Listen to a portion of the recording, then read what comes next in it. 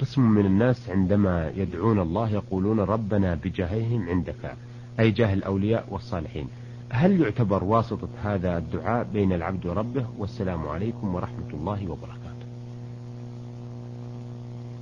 ينبغي أن نعرف أن الوسيلة إنما تتخذ وسيلة إذا كانت وسيلة حقيقية، سواء ثبت كونها حقيقية بالشرع أو بالواقع. أما اتخاذ وسيلة لم يثبت أنها وسيلة في الشرع ولا في الواقع فإن هذا من اللغو، بل نوع من الشرك، لأن إثبات أن هذا الشيء سبب والله تعالى لم يجعله سببا معناه تشريع مع الله سبحانه وتعالى في قضائه أو شرعه، أو تشريك مع الله تعالى في قضائه أو شرعه. فكل من أثبت سببا لم يثبت كونه سببا لا باعتبار الواقع ولا باعتبار الشرع فقد أشرك بالله سبحانه وتعالى، حيث جعل ما ليس سببا جعله سببا. ننظر الوسيلة أو التوسل إلى الله تعالى بجاه الأولياء والأنبياء والصالحين، هل جاء في الشرع أنها وسيلة؟ الجواب لا.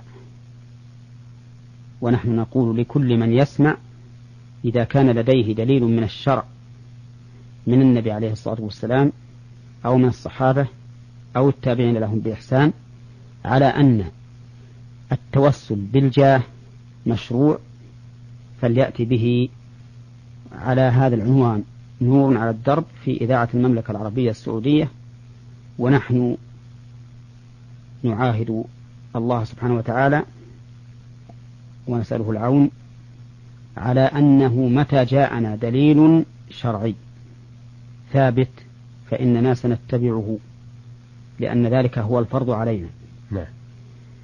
فإذا كان عند أحد من الناس أن التوسل بالجاه مشروع فليتفضل به، فإننا به آخذون ولما أسداه إلينا شاكرون. وإذا لم يكن دليل من الشرع والأمر كذلك فإنني لا أعلم أبدا أن التوسل بالجاه أمر مشروع.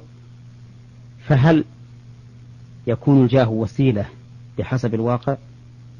الجواب لا، لأن الجاه عند الله إنما ينتفع به من له الجاه فقط، أما غيره فأي نفع له. فإذا كان هذا الرجل له جاه عند الله سبحانه وتعالى فالذي ينتفع بهذا الجاه هو نفس الرجل، أما أنا فأي نفع لي بجاهه هو. لذلك ليس الجاه وسيلة بحسب الواقع أيضا. فإذا لم يكن الجاه وسيلة لا بحسب الشرع ولا بحسب الواقع لم يجوز أن يتخذ وسيلة.